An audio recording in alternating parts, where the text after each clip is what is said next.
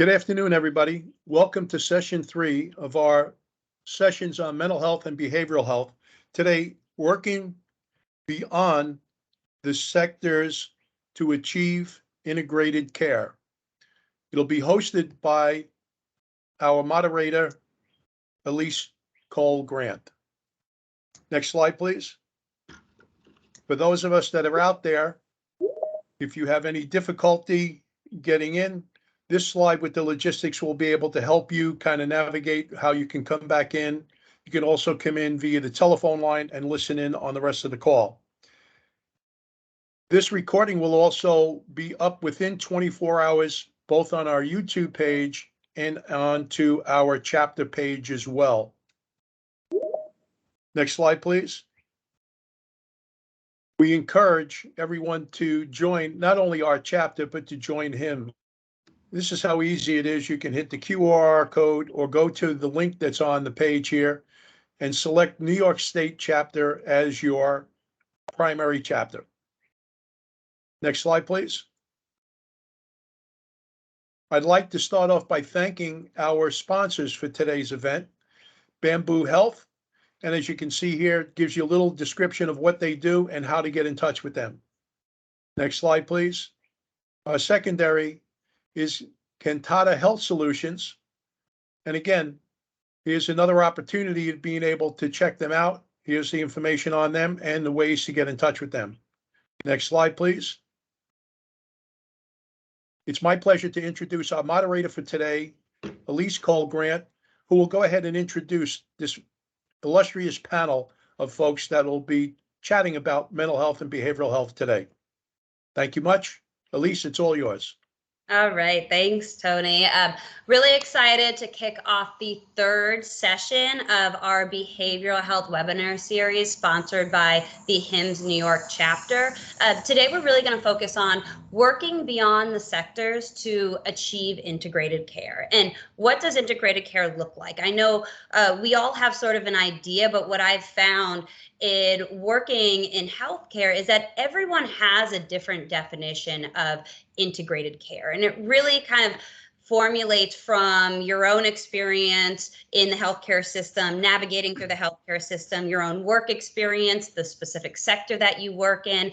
And really today we wanted to focus on what are the opportunities, what are the challenges to incorporating mental health, behavioral health, and looking at those social determinants of health into integrated care models. And how does this impact the health equity of our population? So today we brought together a really exciting panel for you guys, and I'm going to kind of go through everyone's semi-bio here and introduce you to the panelists, and then I'm really going to kick it off to them to talk more with you about this topic. So first, I want to introduce Kevin Field. He is the Senior VP of the Provider Networks at Bamboo. He's managed several fast-paced go-to-market strategies, and before Bamboo, Kevin worked at Patient Ping, which I'm a very big fan of, and with that, he worked on several population health and VB initiatives.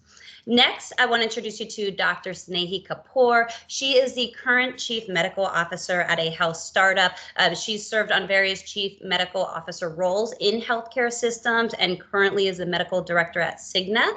She's also a professor at NYU where she teaches healthcare management and operations. And I had the pleasure of meeting her when we both went to Stern and we achieved our MBA together and worked on several groups with her. She's just a joy. Next, I want to introduce you to Alan Tillinghas. He is the current CEO of Cantata Health Solutions, and Alan has a long resume of working in healthcare, both on the provider side and the vendor side, which really gives him this unique knowledge of health IT as a whole and the impact it has on both the vendor and the provider side, as well as the patients. Before Cantata, he served as a Chief Strategy and Information Officer at Samaritan Daytop Village, where I had the pleasure of working on various committees with him and pushing forward some behavioral health initiatives. Next up, I want to introduce Dr. George Petit. He is a community psychiatrist and president and CEO of Services for the Underserved. If you're not familiar with this organization, it's a very large New York City organization that really provides community health of services for developmental disability population, the Medicare, the Medicaid population. They have various housing residential facilities across New York City. And before that, he was a former CEO of a large behavioral health network in New York City, where I had the pleasure of working under his leadership. And in addition to all of his professional expertise, he is the author of 2 books, Handbook of Emergency Psychiatry and The 7 Beliefs, a step-by-step guide to help Latinas recognize and overcome depression. And last but certainly not least, I'm really excited because we added Catherine most recently to this panel. She is a founding director of women's mental health at OB-GYN and a professor of women's mental health in the OB-GYN department, as well as a professor of medical psychology in the Department of Psychiatry at Columbia University Vagelos College of Physicians and Surgeons. So again, we have an expert panelist with you. I know many of them personally. I've worked with many of them professionally. So I really am excited about this conversation here. And before I really kick it off to the panelists, for those who have attended my former sessions of these behavioral health webinar series, you know that I always start off with one of my favorite quotes from Shirley Chisholm. She is the first African-American woman in Congress back in 1968, and she represented a district right here where I live in Brooklyn. And one of her quotes was, "If they don't give you a seat at the table, pull up a folding chair." And that's what we're doing today. Is we are saying loud and proud, behavioral mental health is part of the conversation. We are part of the larger healthcare system. Let us participate in initiatives. Let us be the voice of the patients that we serve, especially regarding various vulnerable populations, because it's important as we talk about the healthcare system as a whole, as we talk about interoperability initiatives, and technology initiatives related to mental health care, that we are talking about all the different sectors of healthcare. So with that being said, you've heard enough from me. I want to hand it over to the panelists, and I want to kick off the first question, which is, define, what does integrated care really mean to you? And Catherine, how about you kick us off here? Sure, great. And what a wonderful quote to start us with. So I'm going to echo it by saying there's no health without mental health, which is from the WHO, and we really have to keep that in mind. So really quickly, just what does integrated care look like? It means accessing mental health care easily, paid for by insurance, and really directly that mental health care provider working with your primary care provider. So really embedded in the same location. Now, there's an asterisk there because what has helped us so much recently with delivery of mental health care has been telehealth. And I think we'll be talking a lot about that later. But it really means that the mental health care provider is on the same team with the primary health care provider. And this is so important. It has to be access to therapy, not just psychopharmacology. That is a big, really important point for me. And often that is not really the model for integrated care. So I would start there. Thanks. George, do you want to add on to this? Sure. Thanks, Elise. Great intro. And I think I would have answered this question differently maybe 6-7 months ago prior to coming to SUS, just based on context, right? So running a large behavioral health network, I think my idea of integration is very different than what it is today. And what I'm going to say is, for me, integration is about breaking down the silos and the fragmentation that currently exists in our system, and really thinking about how do we create an integrated, delivery service continuum that really meets the needs of the individuals where they're at. So for me right now, integration is about really being able to provide for the folks that we serve, which cuts across the continuum of, individuals with developmental disabilities all the way through individuals with, mental health, substance use, poverty, homelessness, the full continuum of services, medical, dental, behavioral, the social determinant.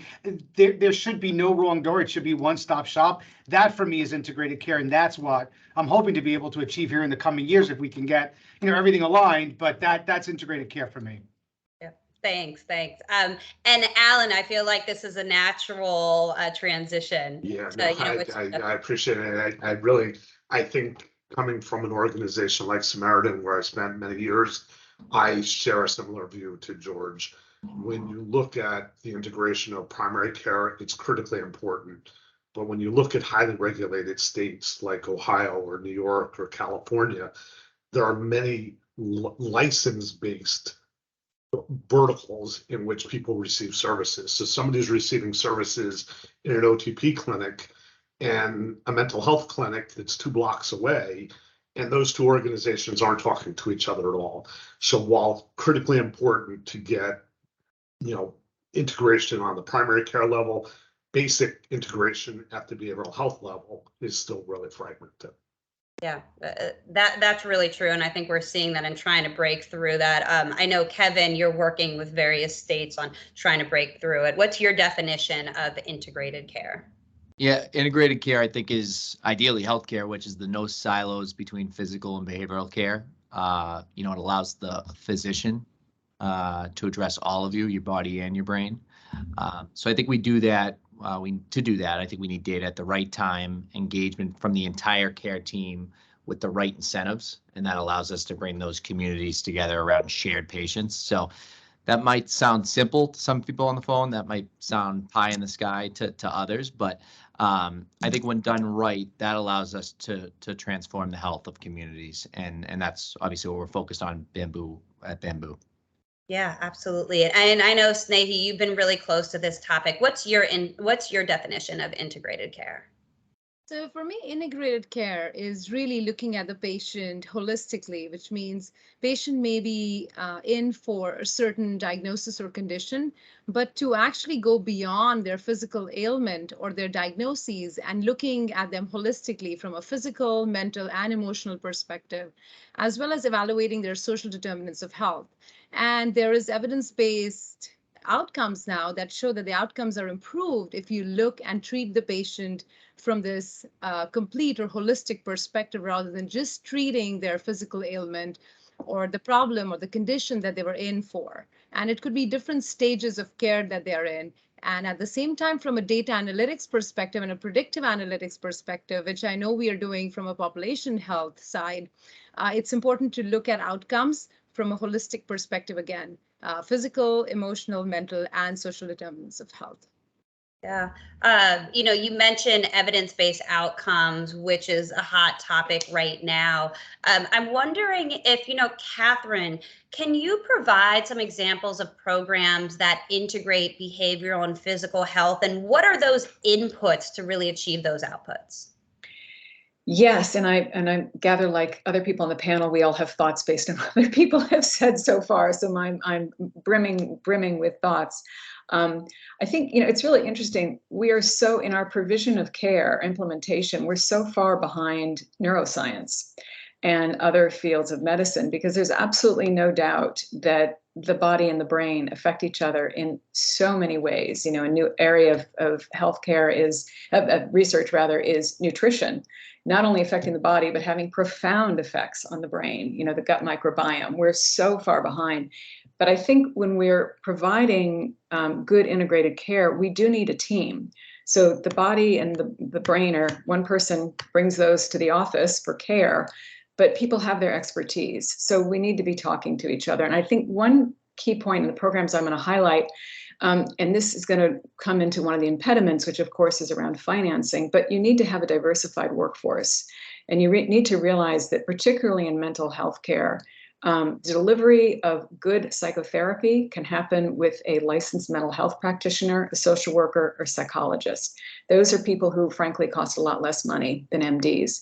For psychopharmacology that is not for particularly complex cases, which is the majority, you can have a psychiatric NP doing the prescribing. You've already saved yourselves a lot of money. So you need to, so the programs that are working have a diversified workforce. I'm just going to highlight, it's actually in pediatrics with the Healthy Steps model, where they are in a tiered system embedding a psychologist to do various interventions, so psychologists and social workers, based on the level of need of the family.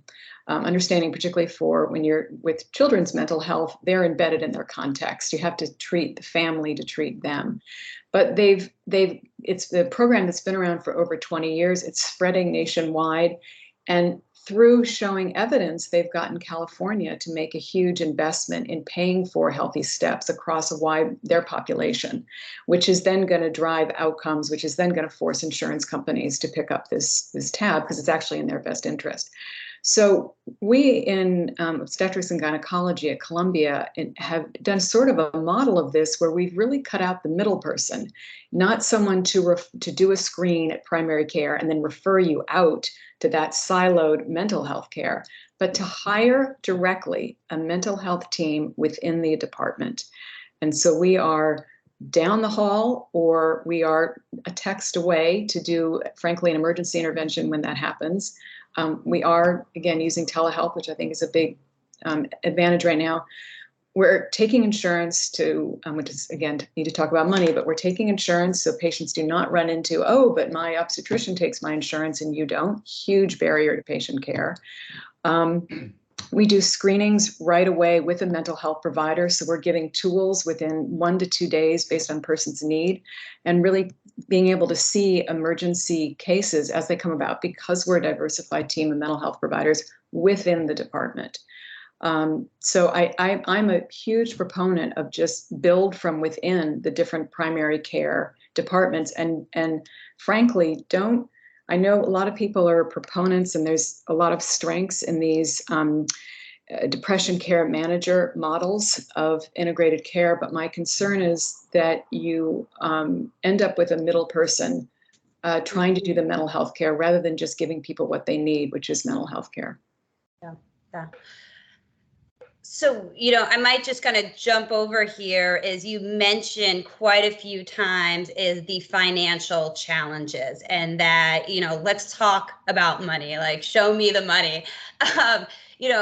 One of the things I wanted to ask the panelists is, what are the challenges? We know that there's regulatory challenges. We know that there's technical challenges and clinical workflow challenges, and definitely financial challenges. So let's just kind of talk, we might as well just bring that up now. I'm wondering, Alan, do you have any examples of kind of those financial challenges, and what does it look like to sort of overcome that? Yeah, I mean, another model that I think has really been successful is the CCBHC model. That's really worked well nationally. However, there's really two different models there. There's the state funded model in which the money flowed through the states and actually became part of the rate structure. And then there's the grant structure where the monies are flowing through SAMHSA directly to providers. Those grants are 2-year grants. Yes. For anyone that's tried to start a program Terrible. and get it up to speed in 2 years, it's near impossible. By the time you've got the program staffed and ready to go, the grant is gone, and then there's nothing to sustain the model going forward in terms of the rate structure that exists in the states. So I think there's an example of a very well-intentioned model, and I think very successful, but something that is going to create a vacuum when those folks are gone. I think especially when you look at the safety net providers, many of the folks receiving services there, that is their primary care provider. Whether you want to call it primary care, it's the person they go to the most and the person they see the most. And figuring out how to get those people integrated into other services is really critical. Yeah. For folks who aren't familiar with the CCBHC model, could you provide a little insight what it stands for and what that model looks like? Oh, what it stands for. Oh my God. George, what does it stand for? Certified Community Behavioral Health Clinic, I think is the acronym. There you go. It's one of those acronyms you say so many times you have no idea what it means. The CCBHC model really started out with grants to, I believe it was 13 states, in which 13 states selected providers within their states to be models of expanded care. And within those models, which are a little different state by state, Oklahoma has a model, New York has a model, they fund either case payment rates or have expanded the billable services under Medicaid to include especially a lot of things like case management. And the case management is really what facilitates the integrated care. So as they've expanded those services, it's worked out very well, and also allowed community mental health providers to add primary care services. That's worked well with some CCBHCs. In markets like New York, it's been very hard for them to get the resources, the staff, et cetera, to staff the position. So even though the money's there, you don't have the staffing.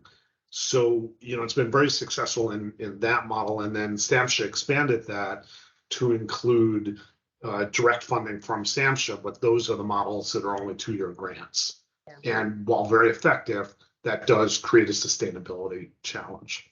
Yeah, absolutely. Snehie, do you want to jump on? Do you want to add anything? I think you're Sure, absolutely. So I think, those are some of the challenges, the financial challenges. I'll touch upon some of the clinical workflow challenges. And one of them is when we look at a patient journey, a lot of times what's missing is if a patient is not in for a primary diagnosis of a mental health condition, the comorbid mental health condition which exists sometimes is missed. So for example, I work a lot with cardiovascular disease patients, post-acute care patients, patients in rehab.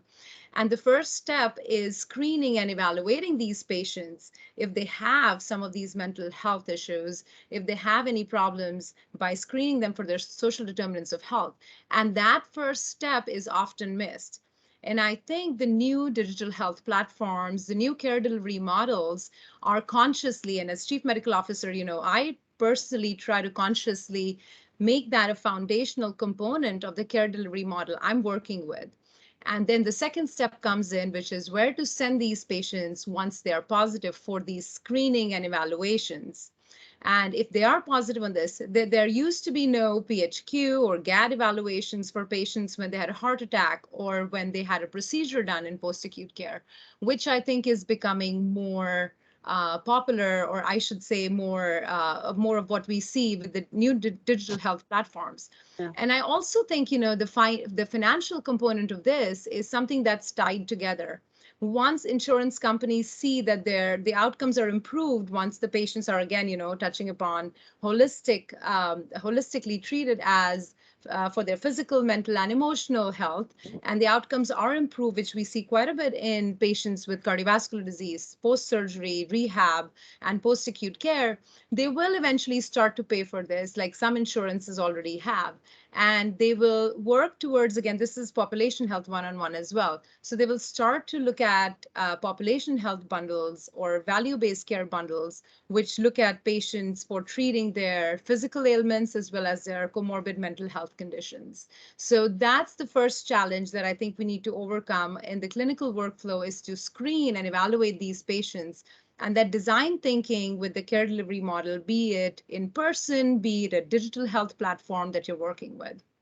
Could I just jump in for a minute? Because I think, one reason people don't do any of the screens is because they have nowhere to refer people. Mm-hmm. And they have nowhere to refer people because the biggest financial constraint, I think, is that the reimbursement rate for behavioral health care is so low, whether for commercial insurance or Medicaid. So you can't have enough staff.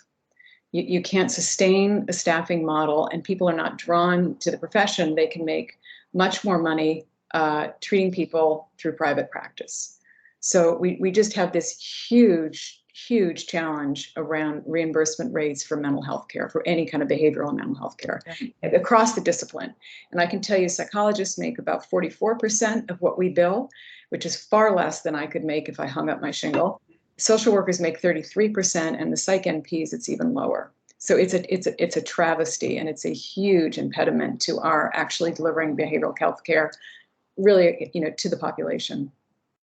Can I just also piggyback on that? I think it's an important thing to highlight in terms of challenges is the workforce. I mean, the difficulty around being able to, recruit and retain individuals long term when, especially beyond the rates that you just mentioned in Medicare, Medicaid, commercial, they're all really subpar. The reality is the way that most of our funding, through city and state comes is really limited in terms of our ability to sustain a workforce that's making, at times below minimum wage in some instances. So I think the biggest challenge, among the regulatory and financial issues is workforce. And how do we recruit? How do we retain when you can make, $2 more an hour at TJ Maxx and not have to worry about delivering services to an individual, in a supportive housing. So I think those are some of the big challenges that we're dealing with on an ongoing basis. We have a 30% vacancy rate that is really hard to be able to sustain our operations when we can't keep people long enough.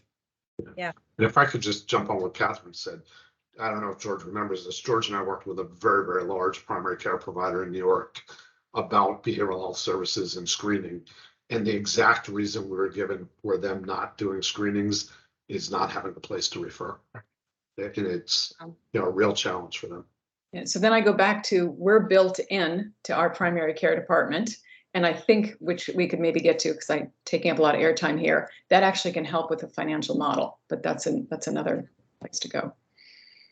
Yeah, it's interesting because I'm hearing not places to refer, but yet, you know, I see folks on this panel that work in organizations which would welcome referrals, right? Where this is what you specialize in. And I wonder, you know, Kevin, have you been in a program or with your company where you're working with provider networks to kind of like tighten those referrals and tighten that integration and coordination of care?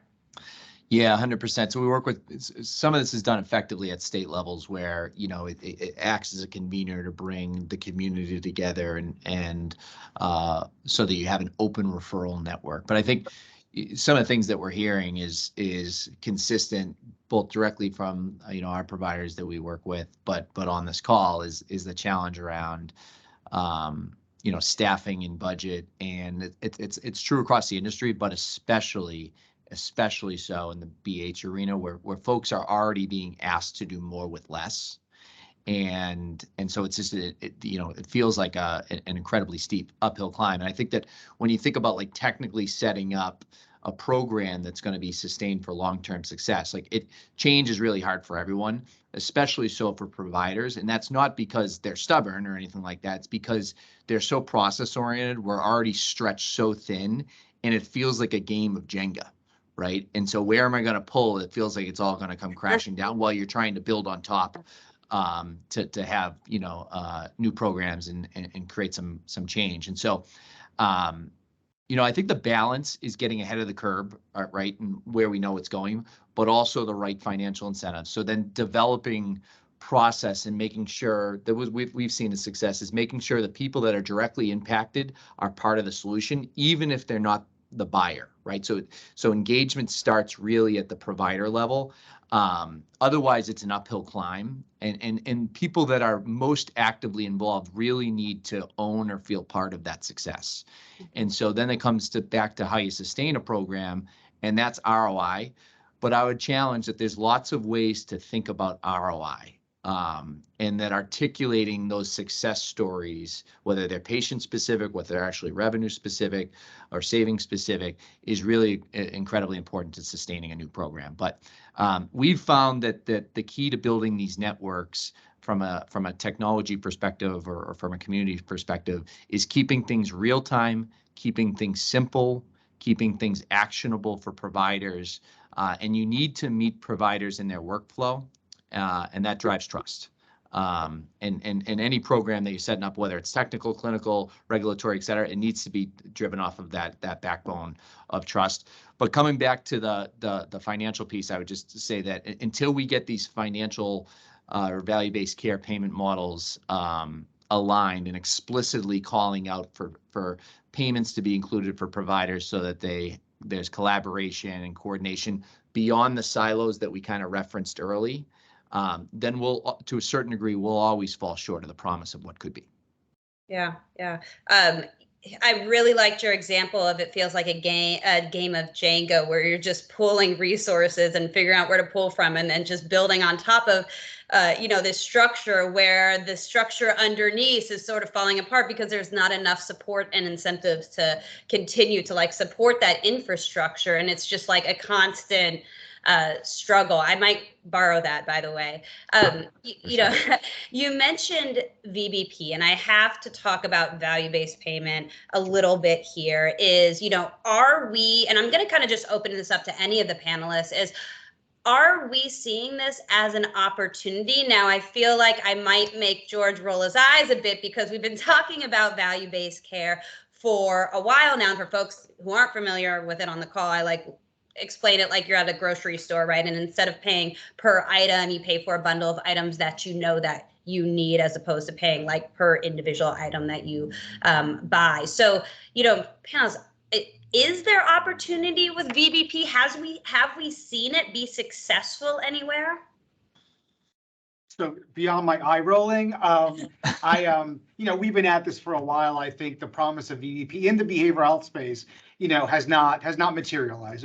There are very, very few, if any, models of VBP in New York that are meaningful and impactful. I think there are other examples of this happening elsewhere. I think the plans in New York State haven't necessarily been as accommodating as they could or should to the behavioral health providers in terms of what and how to think about, value-based payments or alternative payment models. The state has made it, particularly hard in terms of the way that the attribution model has been structured. So do I think that there's opportunities? Yes. I mean, I think if we really look at the 1115 waiver and what potentially might be coming down the pike in terms of the way that they're thinking about this, I think there will be more of a seat at the table for behavioral health providers to really look at what and how they do things a little bit differently and incentivize them for work that has, heretofore not been paid for, but that is yet to come to fruition. And I'm a cynical New Yorker, but I do think that there is some possibilities down the pike if it does go through. I think, we have some track record as a success, wildly different population. So like it's not apples to apples, but we do have some track record of success on some of the value-based care programs, Medicare Advantage, and commercial, et cetera. And that we can take learnings from. I think not the models be the same, but some learnings from. On the behavioral health side, from our customer base, we've seen a number of successful models. We referenced the CCBHC. So we've seen customers like Monarch Health and organizations like that, outside New York, but we've seen those models be really successful. SUD provider organizations like Eleanor Health, Aware Recovery, which is an in-home addiction treatment model, which is a really emerging space, remove some stigma. We have millions of FQHC lives that are being managed. So like the state of Massachusetts manages all their FQHC lives. Medicaid health homes or community BH programs, state of Iowa does that. And so some of them are provider driven, some of them are more state or community driven. At scale, or from a macro perspective, I would say the two models that we're seeing on the industry on a national level for integrated care, one would be, the ARC, as it advocates for not just an integrated model for or integrated funding model for behavioral health and physical health. From a value-based care, and then the collective care model, or collaborative care model, out of the University of Washington, which is, I'm excited about this model because it's really focused on the chronic care condition, which it brings the care team together. We kind of referenced this earlier in the call, the PCP, the psychiatrist, the care manager, and you're managing that to against certain objective indicators. But I think the common thread between the success of some of these other programs and as we move into the focus of more behavioral health and what works, the common thread there that we've seen is engaging patients when they are in the ED and getting their that patient that's 37 years old that walks in the ED and has given, the contact information, the latest phone number to the registration clerk, and the care team having that in real time and reaching out to the hospital directly, even though they've already pushed the patient's care team information and care plan information directly into the point of care, so that provider that otherwise lacks context on that patient has that information at the point of care. And then finally reaching out to the patient or the family directly, either when they're in the ED or after they've gone home. And so obviously social services are really key here and always, but that relies on the patient's engagement themselves. And there's no better time, or I would argue more critical time, to engage that patient than when they are at their most vulnerable. Yeah. And that's when they're having an active event. Could I jump on with two things? Is that all right? I think one piece I didn't mention about our model that I think is similar to what you're saying, and I would, rather than calling it social services, I would call it the relationship. And that you had the quality of the interaction with every single person on a care team really, really matters. So we have a care coordinator who happens to be a she, and she is the contact person for the patient for everything. So it's just easy to change your appointment. It's easy to discuss a bill with someone. And she has unbelievable interpersonal skills. You have to have people like that all throughout your team. And we often overlook, and we need to treat them well. They need to be part of the team. They need to have some training in mental health care because they're often dealing with someone who's extremely upset and frustrated. All of that matters to engage people and keep them feeling like their needs are being met.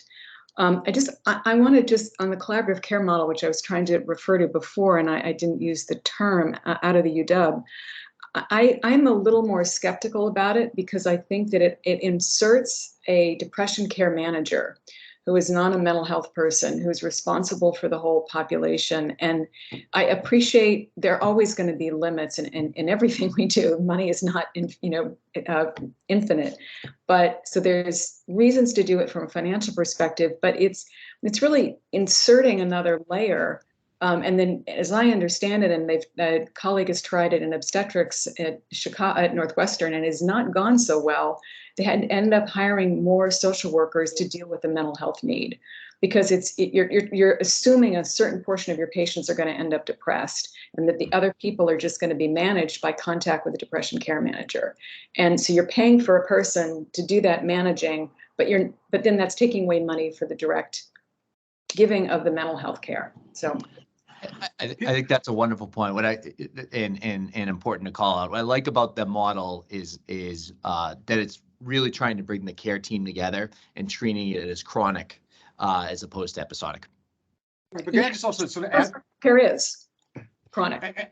And just to add to that, I mean, beyond the collaborative care or reverse integration, if we want to think about adding, some of the primary care services into behavioral health, I think all those models are fine. It's not, at least from my perspective, public sector psychiatry, right? I'm thinking more about the folks that we serve that are coming to us, preponderance of services, from an ACO perspective. These are the ones that are connected to us. They're not going to see you primary care. They're not going to be going to other sites to get any of this care. So for me, integration is really about meeting them where they're at, especially in, the most vulnerable population, in the most disadvantaged, communities that we're in. That I think is the challenge in being able to figure out how do we provide for them, the ability to have an array of services that they need with their trusted provider, which tends to be us in the instances of our population. So I think we have to sort of think about that as well. We're not, an academic hospital setting where I think you might be able to pull resources a little bit differently than the way that, some of the public sector providers are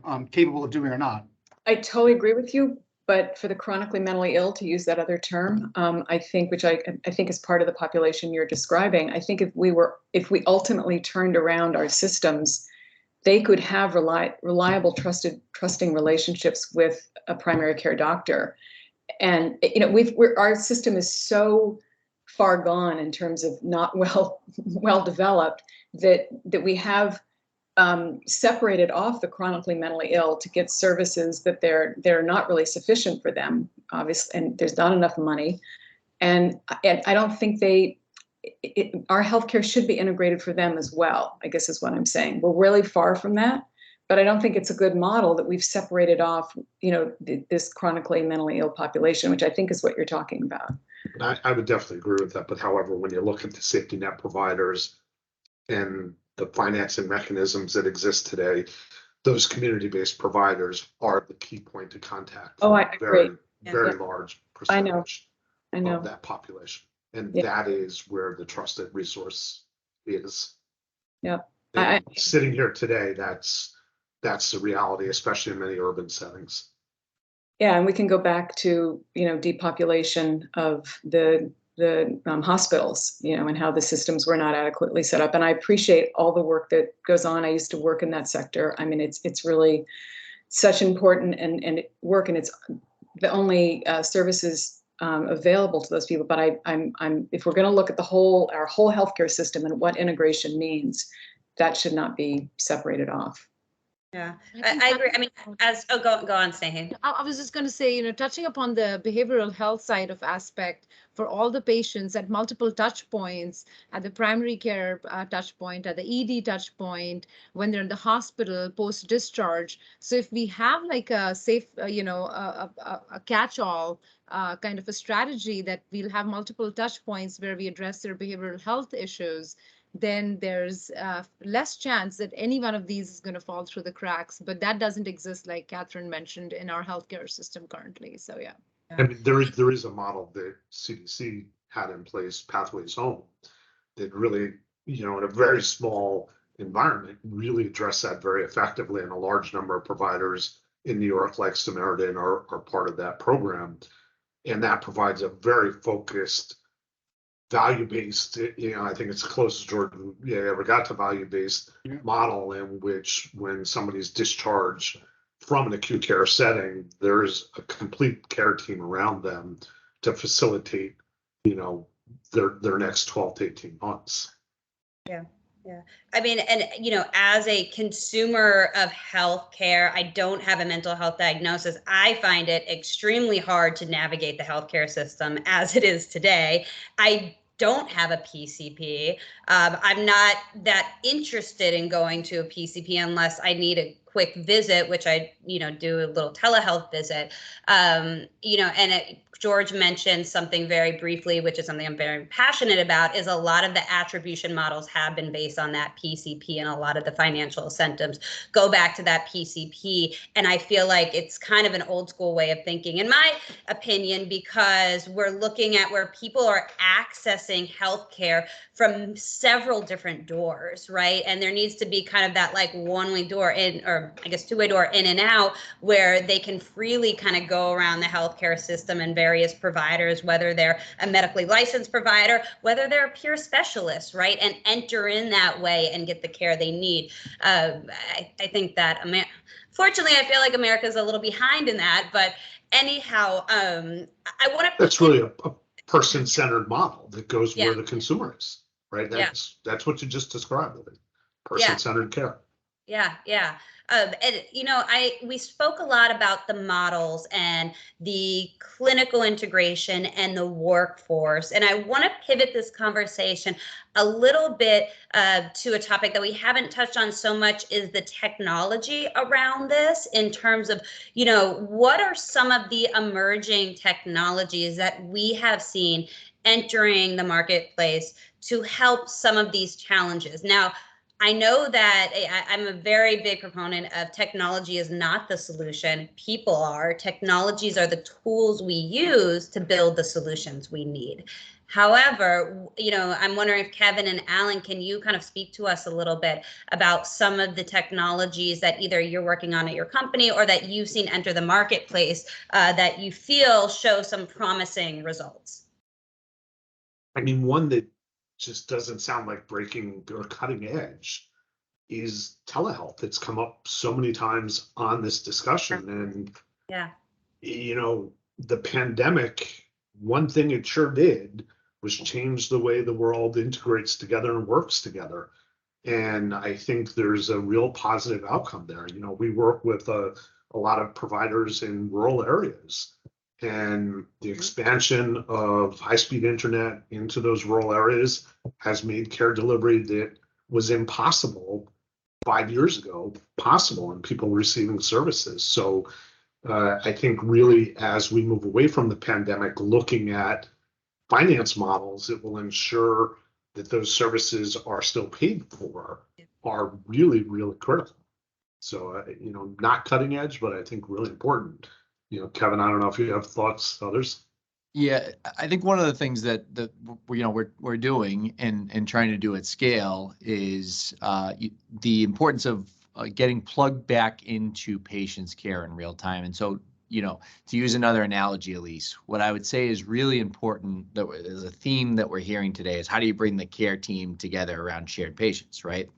And I believe that's like a Switzerland approach, right? You need a network effect approach, and you need a vendor that is Switzerland. And so when we think about what we're trying to do for scale, just for context, is, we work with about 30%, just under 30% of the hospitals in the US are on that shared network. So that's 9,000 orgs, not providers, but 9,000 community orgs that are part of that. And about 11% of the US population is actively being managed on that shared network. And so then what do you do from there, right? As you think about the technology. So I think it's a few things. One is we need behavioral health care coordination at scale, which is in my mind getting patients to the right care settings at the right time. Medical clinicians don't have the right data they need at the point of care. Therefore, they don't have the right tools and information and the right to make the right decisions, right care settings, care diagnosis. So I would say that's, right prescription information that does appropriate risk analysis, surfacing, we heard this that was referenced earlier, servicing critical past diagnosis, things like non-fatal overdoses, who's on the care team for the patient while they're at the point of care, who else has a vested interest in this patient, so you can close some of those care gaps that inherently exist across, we're all in the same community, we're all treating the same patients. And so how do you put that information in the point of care? I think it's helpful to identify as we go forward, identifying patients that are rising risk in real time. So they present analytics surface, not claims-based stuff, but analytics surface. Hey, this patient's rising risk. They're going to need wraparound services as they leave, and set them up for success as they leave. So, I mentioned we're the biggest vendor in healthcare that you probably never heard of because, we've kind of rebranded as we've gone forward here. And so I say that stuff before about who we are, and I'd say that scale is good. And we probably have as much information, if not more than anybody. But what I would call out and say this as a vendor, what I think is really important is engagement in that shared network. That's the secret sauce. Data without action, it lacks impact, right? And so you need this light layer of Switzerland and then engagement within the provider community. However that happens, whatever.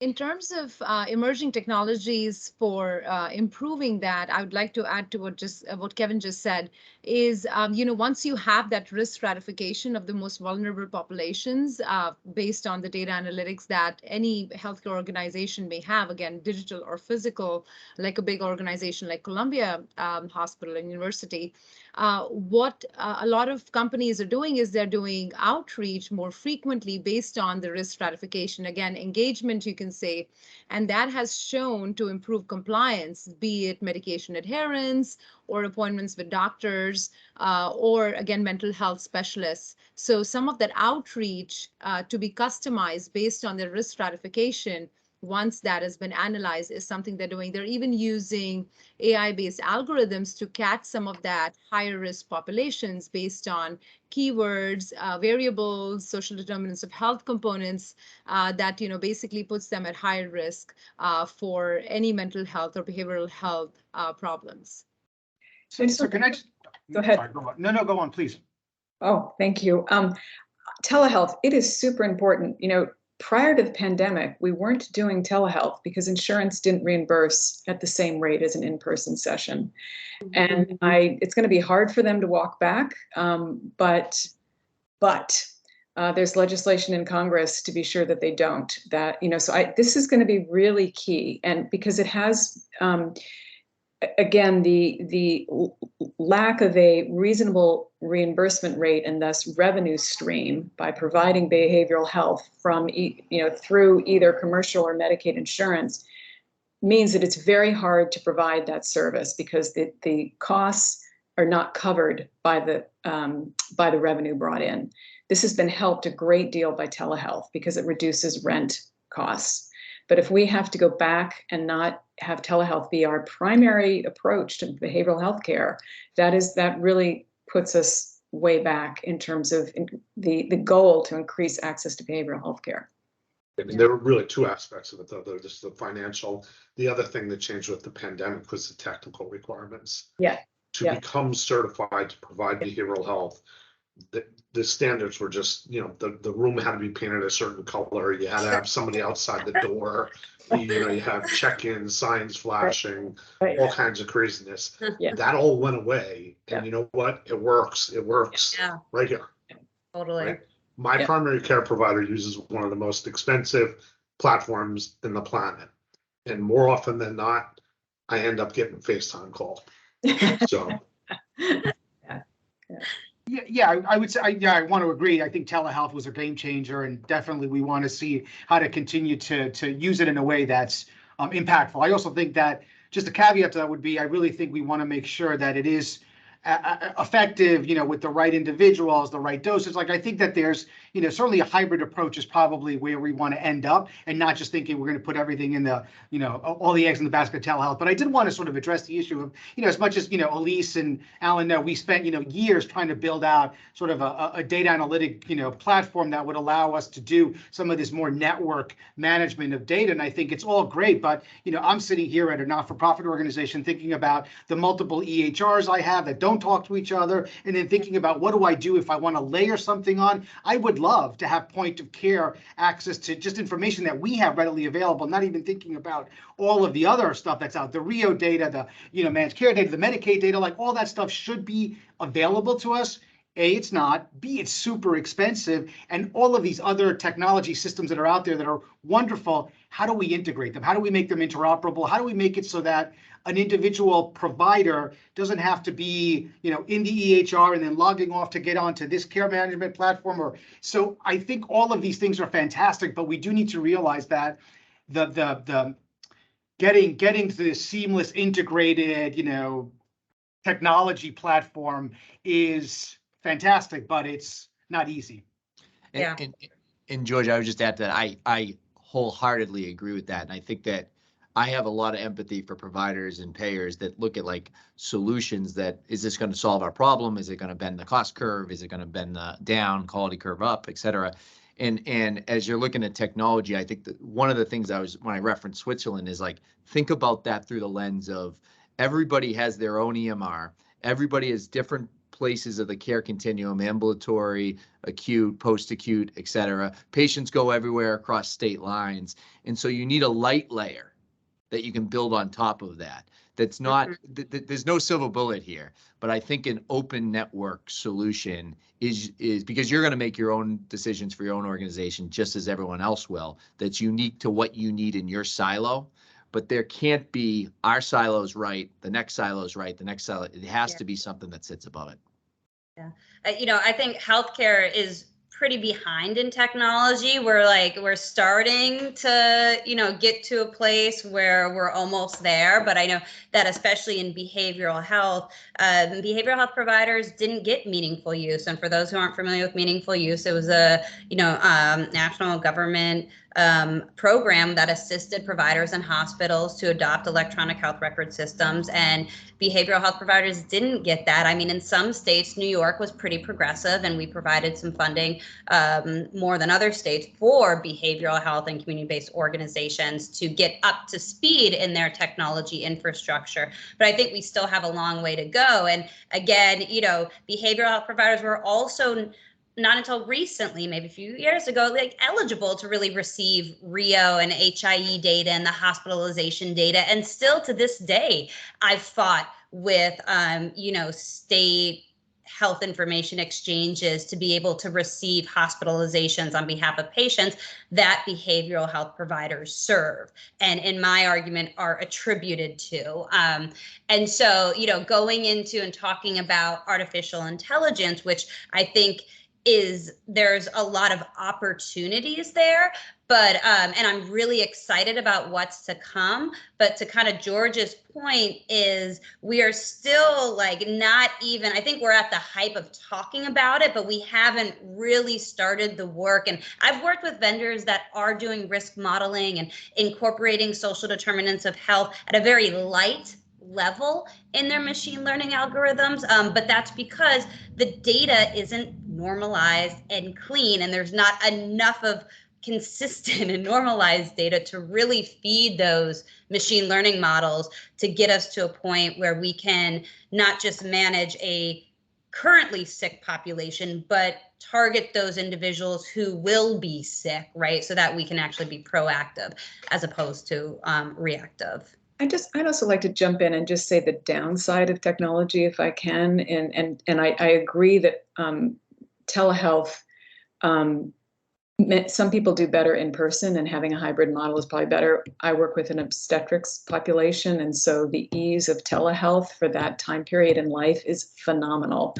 But there is a downside. I mean, I hate the EHR. I absolutely hate, and I'm not going to say what we use.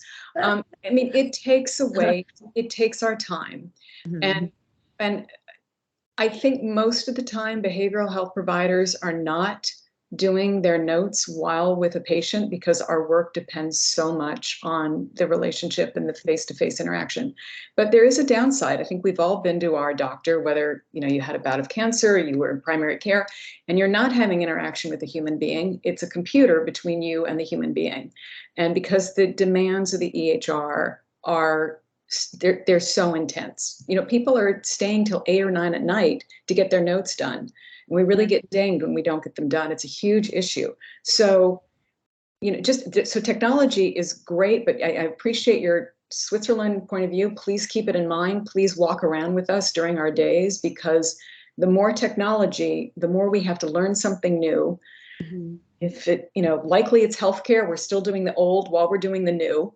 It's time on us, and it's a burden, and on the patients. We have to be, because it takes away from, they're getting our quality time. Yeah.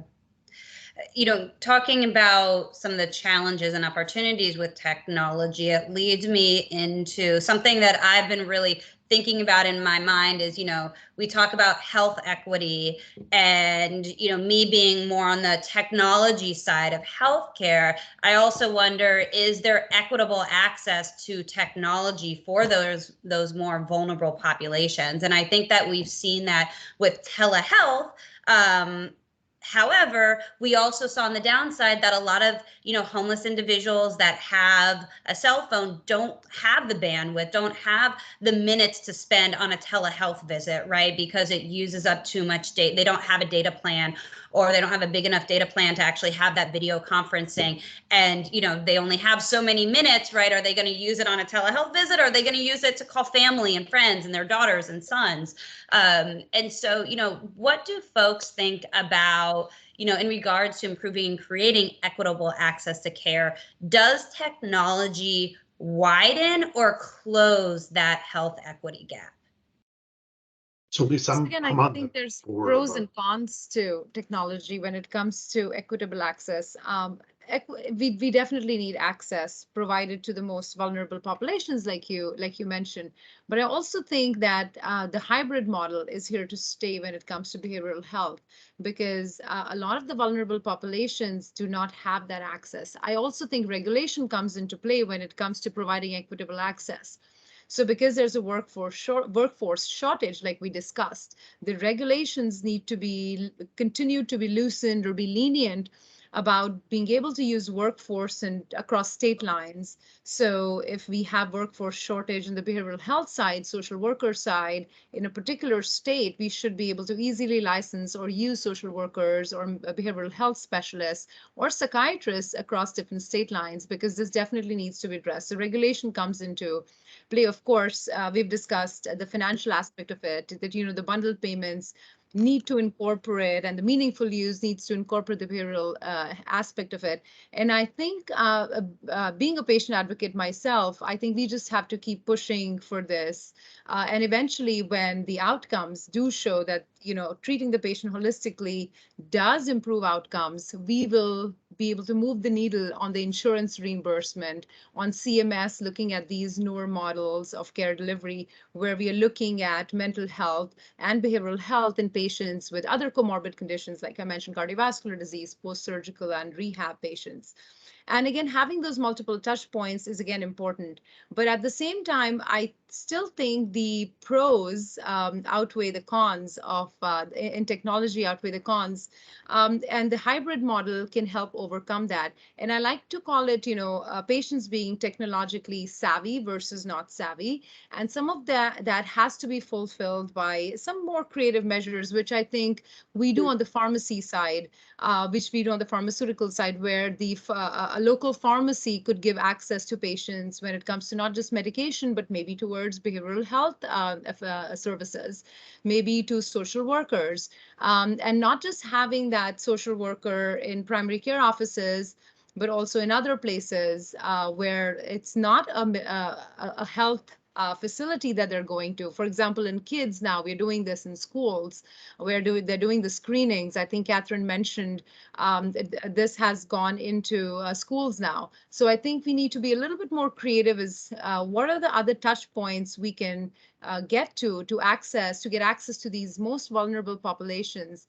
But in the meantime, I think a lot of them do have touch points that are existing: primary care offices, hospitals, post-acute care for other conditions. So screening, evaluation, and technology is here to stay. So I think making the best use of it and looking at the pros while tackling the cons is something I think we need as a collective community in healthcare to continue to look at and work towards.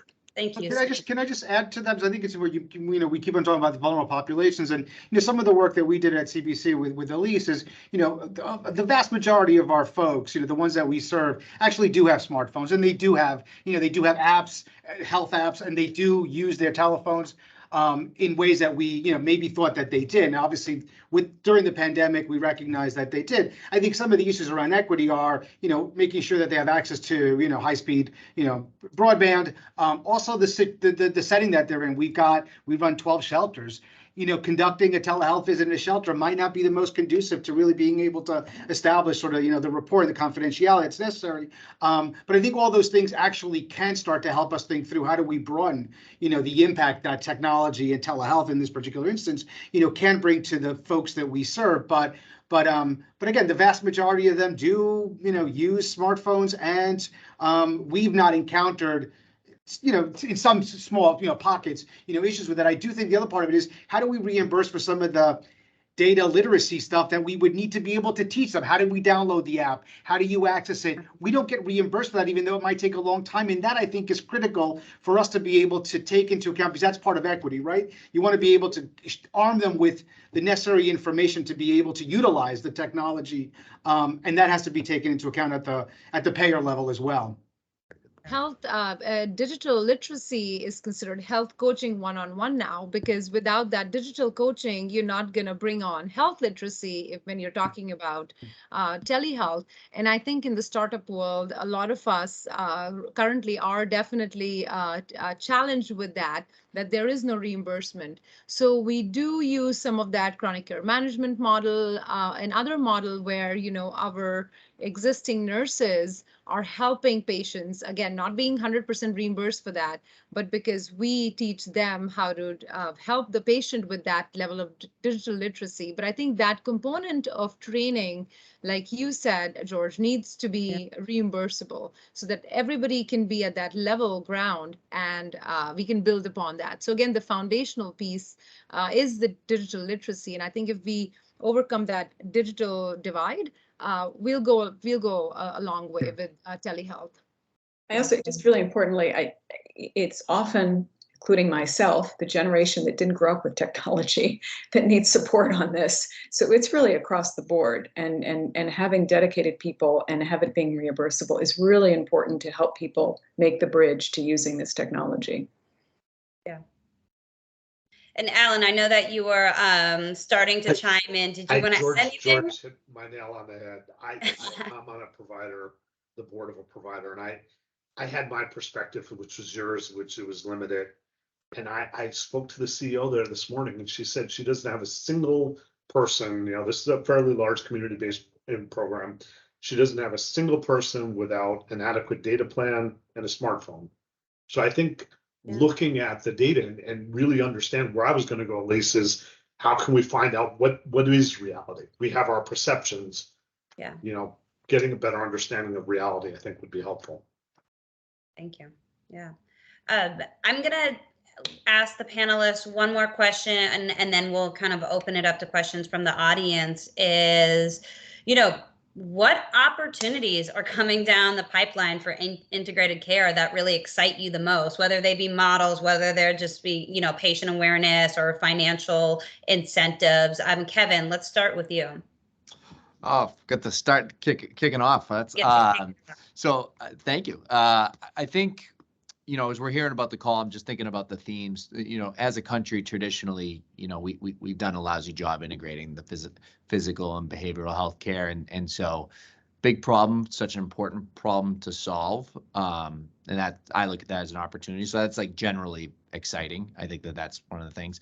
Specifically, we didn't talk about it today, but I think it's exciting that 988 dropped Friday. For folks that aren't familiar with 988, it's akin to 911 for behavioral health patients. It's essentially, you know, democratizing access to behavioral health care. Call this number, you'll get someone to talk to, and in the state of New York and every other state, we'll have select somebody to set up a call center, and then, you know, work to get the right patient to the care setting, dispatch mobile crisis units, step down, get them more acute, et cetera. But that went into effect Friday, so you'll start to probably hear more about that. I think that's a very much a step in the right direction. I think it's exciting that we're taking a focus like that. And then finally, for me, the idea of medical communities. I think to be successful, we need to bring a community together around shared patients, and folks know a lot of talk about technical silos, provider silos, et cetera. Like, to the extent that we can knock those down, because we're all working in the right direction, I think is incredibly important. And that's exciting. Those are the things that leave me most excited. I just have to repeat what you said again, that 988 number. Anyone out of my network who does not work in healthcare does not know about this every time I spoke to them. So 988 is huge. Like, as opposed to calling 911, you can now call 988 and be connected to kind of mental health services. And there's a lot underneath it in terms of the infrastructure that they're building. But I do have to echo what you said, is I really think it's exciting and a step in the right direction. All right, who should I pick on next? Alan. Yeah, I think, you know, what we're seeing is a lot of, on the community side, a lot of providers taking action beyond funding sources and really focusing on, you know, care management, and a focus on things that are actually not being fairly compensated for through value-based payment, but things like chronic conditions, A1Cs, and really making sure that providers, consumers are connected to their primary care providers. So I think we're seeing an understanding at the provider level that it's critical to do, and trying to work it into their models, even if they're not being specifically compensated for it. So it's working its way into the care model. And I think over time that could bring about, you know, value-based payment models, because it's a chicken or egg problem, right? So everyone's saying we want to get reimbursed first, and no one's reimbursing you. So we're seeing, you know, in our customer base, a number of them who have just taken this upon themselves and are using other funds to make it happen, and collecting data that's really necessary, so that now maybe they can go back to these managed care companies and say, here is the data, this really does work. Now, how about you step up and fund some of it? Yeah, definitely. Catherine, what excites you most? Well, this conversation, I think it's, you know, terrific that we're having this conversation, that, you know, the organizations have been hosting this discussion around integrated care. I mean, this is a huge step forward. You know, it's interesting to reflect how much the pandemic underscored how important mental health is. And to my reading so far, that did not happen with the pandemic of 1918. And I imagine it was also a very stressful time, or let's say in the Depression. I mean, we have made a lot of progress. And so this is really an opportunity. People are very aware and galvanized that their mental health care is equally important to their physical health care, that they are bidirectional processes, and that they deserve access to good care. So I think we're in a fantastic time. Data I read recently is that 25% of the adult population, I think this was reserved for adults, is on a psychotropic medication. That's a huge number. That Now, it could be some of that is because sometimes women, for example, will be prescribed an SSRI to deal with menstrual cramps. So some of that is going to be, sort of not right for the mental health, right in the mental health category area, but it does indicate a huge use of psychopharmacology. It indicates there's a deep need for mental health care. But I'd like to see us move forward because I know that those 25% of the population are not getting access to psychotherapy. We know psychotherapy has longer lasting effects, particularly for depression, for problems with insomnia. And a lot of these people don't need to be on medication with the side effects. So we need to, I'd like to see this behavioral health integrated care conversation really emphasize access to psychotherapy, not only medication. Yeah, no, thank you. Snehie, what excites you the most? So what excites me the most is, bringing the biggest stakeholder when it comes to their own health, which is the consumer or the patient themselves. So it excites me to work one-on-one with patients. So looking forward, the pandemic has accelerated the use of technology, and access to patients has become slightly easier for providers. And I think using or taking advantage of this technology in being able to reach out to the consumer themselves, bringing them onto the table, doing what we call health coaching, and making them more aware of how they can engage in their own health. And that improving their own outcomes is, I think, going to be extremely important. That also overcomes the problem of equity, because again, providing equitable access to healthcare does involve patient education, because it looks like, a lot of and this is what we see is a lot of patients who access healthcare are already aware of their health issues, and the ones who do not access healthcare need to, because they don't have enough knowledge. So working with the consumer themselves and being that health engagement person is, I think, very important for the near future of healthcare, in being able to bring those people who really need access. And again, healthcare being more accessible, equitable, and affordable is something we need as a community as a whole, a healthcare community as a whole, to work towards, including, again, looking at the patient, not just from their physical ailment point of view, but also their behavioral health, mental health, and social determinants of health perspective. Yeah, definitely. George, the pressure's on, the closing statement.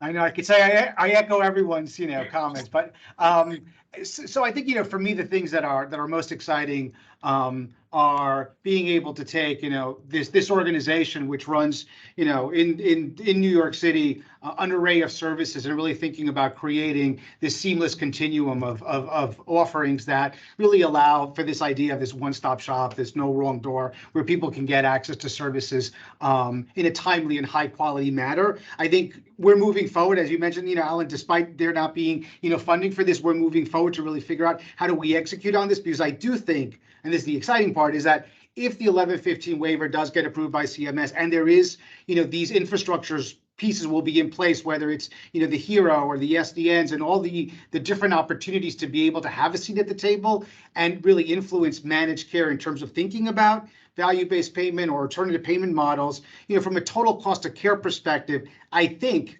we could actually be engaged in a total cost of care contract, because we will be able to manage our population, soup to nuts, in a way that we know that we're providing quality care and, achieving some of those outcomes. So that's what excites me in the next 3 to 5 years, is to be able to, really be able to, at the community level, provide an individual with what they need, and across the continuum of services, right? Not just, the typical, interactional behavioral health service, but like, where can we think about, we have urban farms, and thinking about food security, we've got housing, we manage chronic homelessness, through the different opportunities that we provide in terms of services. So that for me is a way of sort of thinking about a bundle of services that really will improve the individual, the family, and the community that we're in. Yeah, no, thank you. I really appreciate it. You guys have been great. I've really, really enjoyed this panel. For folks who are on the call, I know we're over the hour. If you have any questions, you can type them in the chat now. I don't see any questions coming through. Let's see. And if there's No questions, Tony. I think that we can end this panel. Fantastic. Elise, another great job again. Session number 3 was just as excellent as the first two. And I'd like to take another minute to thank all of the 5 speakers here. Very enlightening, on target for many of the opportunities for people to learn. So thank you all. I think it was great. I see one of our guests put up a big thank you already, so we'll say thank you to that person as well for participating. And again, this will be recorded and it'll be available on our YouTube page as well as on our website. The website usually takes a little more time. The YouTube page we could probably have up by tomorrow. Again, thank you, everyone. I look forward to chatting with you all somewhere in the near future. Hopefully not on my mental stability, at least. But again, I will tell all the audience, we will continue to keep bringing great events like this, virtual events, to the table for our members to enjoy. And Elise, I'm looking for session number 4 on the mental health, behavioral health that I know that you're working on and preparing right now. Yep, it's coming. I see a lot of folks in the comments saying thank you, very informative. Really, you guys brought so much expertise with your years of experience in this. So I really, again, appreciate the panelists for coming together and having a great panel. This is always fun. And, you know, let's just keep this conversation going. Oh, you know, Tony, if you could put in the chat the YouTube page for folks who want to try to find it, that would be great. If not, I can try to find it right here. Yeah, it's NYS Hymns Chapter. That's our YouTube page. Real simple, no spacing on it. NYS Hymns, HIMSS Chapter.